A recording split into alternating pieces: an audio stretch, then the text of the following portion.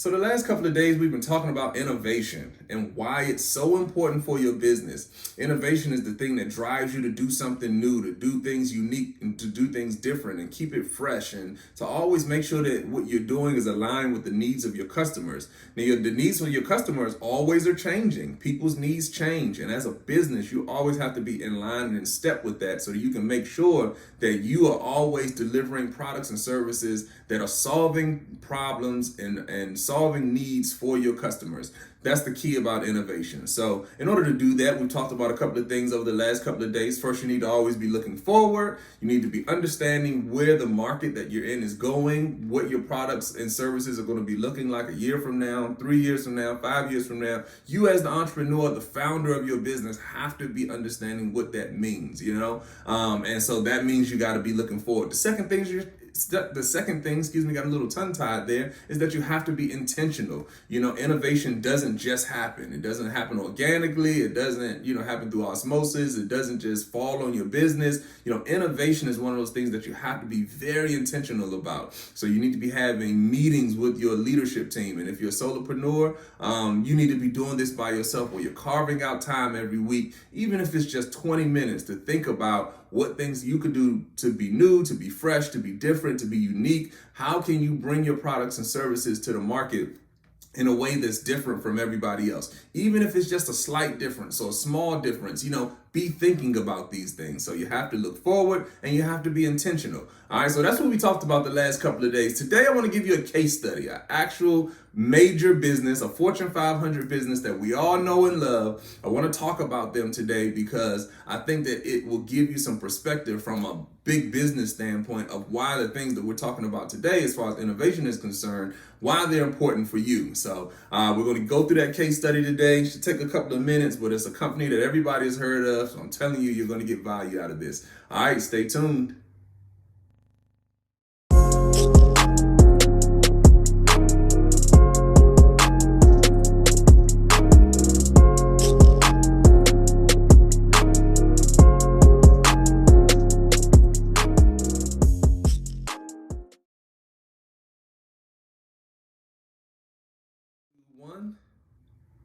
What's up, YouTube? Welcome to the Tremain Show. I'm Tremain Davis, and today we're going through a case study of a company that everybody has heard of so that we can start giving you a real-world example of innovation and what it looks like and why it's so important. And if you don't innovate, how you go out of business. That's what we're going to talk about today. The company that we're going to be discussing is Netflix. Everybody knows about Netflix. Netflix is in our culture. It is jacked into everything that we do. It's on everybody's phone, tablet, computer. Netflix is one of those companies that has transitioned us to how we used to do things to how we do things today.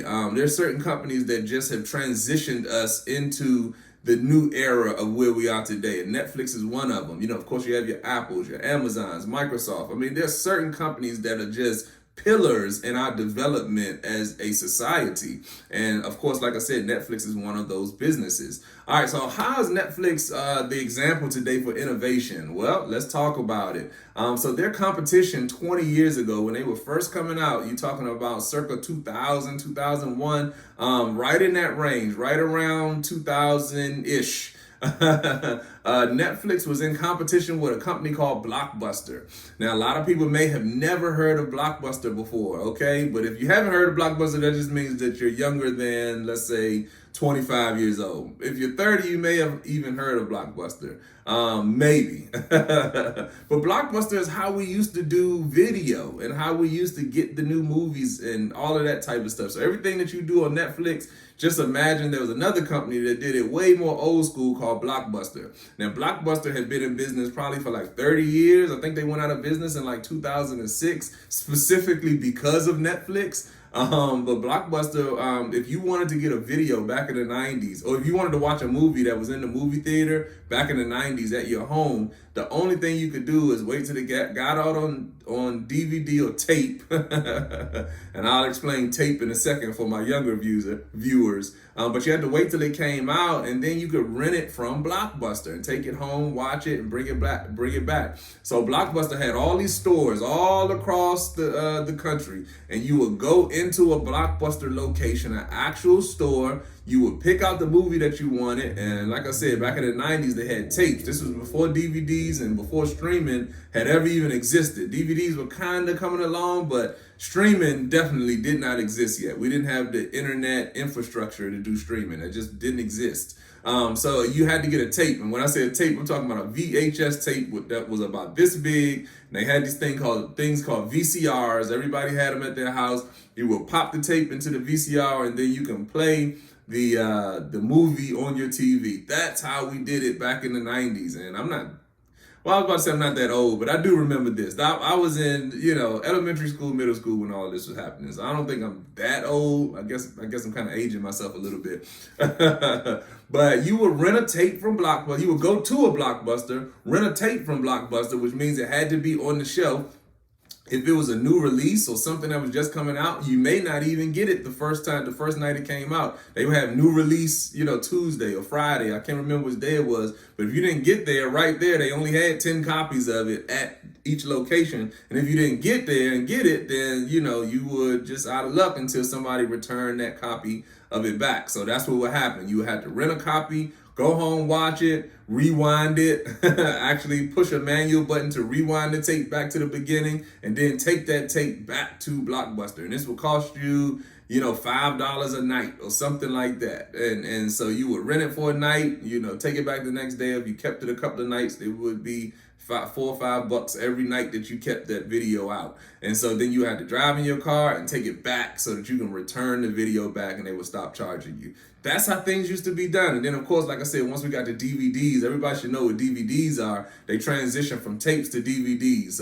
But you would still have to go to the store, rent the DVDs, and then after you rented the DVDs, you had to watch them at home and then bring them back to the store. That was how it was done back in the late 90s, early 2000s. Now Netflix comes on the scenes, and Netflix is first Netflix started with just DVDs. They didn't even do tapes. So the Netflix when they started, they said, hey, we'll mail the DVD to you, okay, and then you can watch the DVD for as long as you want, and then you just mail it back to us. We give you the envelope, you mail it back to us once you're done with it, and you do that for a monthly charge. So it's just like the monthly charge that you get for Netflix today for the streaming service. But this is before they even streaming. They started out doing exactly what Blockbuster was doing, except they were saving you the trip, saving you the late fees, saving you the hassle of having to find out if they have enough tapes or DVDs on the shelf so that you can rent them. So this is how Netflix started. They started with just renting out the DVDs through the mail,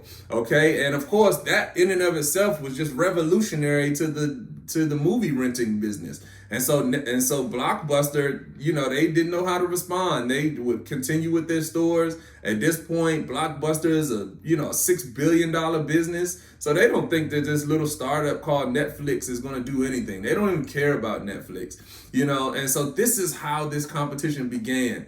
It was a company called Blockbuster that was doing $6 billion in revenue every year. They had been around for 30 years, and they did not innovate. They did not see that, the way they were doing things was old school. The customers these days, the younger customers needed a new way of doing things, and they never understood that. They didn't look forward. They thought that innovation came by, it just would come. They weren't intentional about innovating for their business. They had a great business. They had a great run. They had been around 30 years on top of the movie renting business. Like, there was nobody bigger than Blockbuster. Blockbuster was it. And so they didn't even think that a little startup called Netflix could put them out of business. They never considered it, never even crossed their mind. I'll tell you how much they never considered that Netflix would put them out of business. Netflix offered to sell themselves to Blockbuster for a couple $1 million.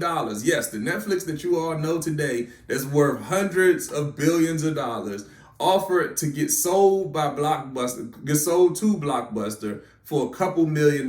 They said, hey, just give us a couple $1 million and you can buy us. That's what Netflix said to Blockbuster. And guess what Blockbuster said? They said no. They turned the deal down because they didn't see the value in what Netflix was doing.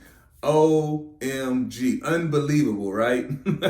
Unbelievable. Blockbuster, who has now gone out of business, had a chance to buy Netflix for a few $1 million.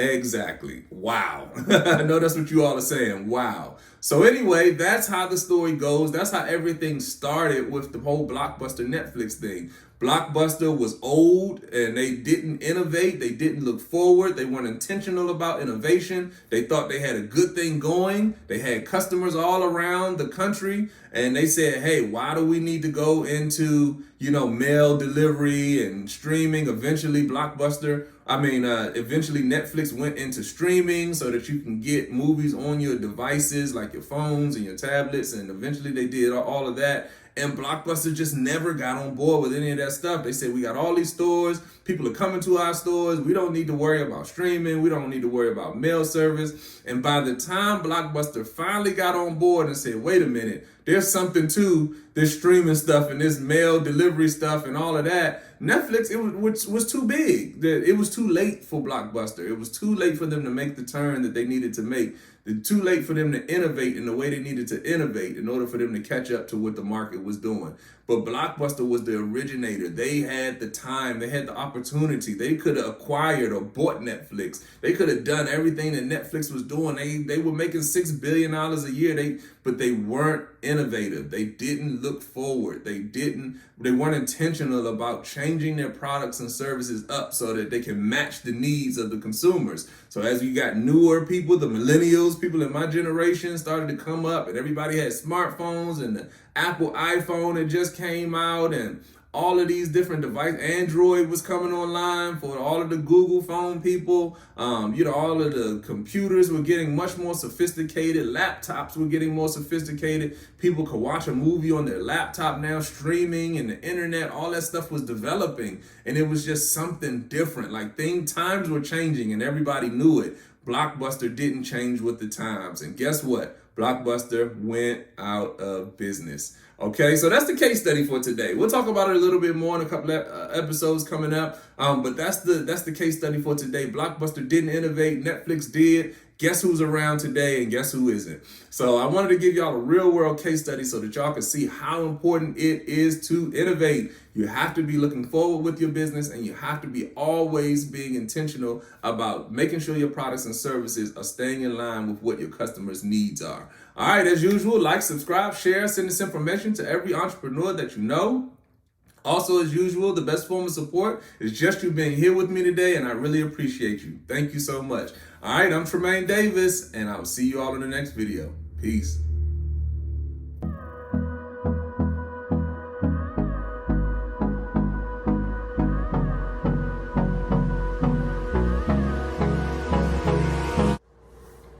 This video is brought to you by Davis & Davis Investments and Management, a full-service business solutions firm.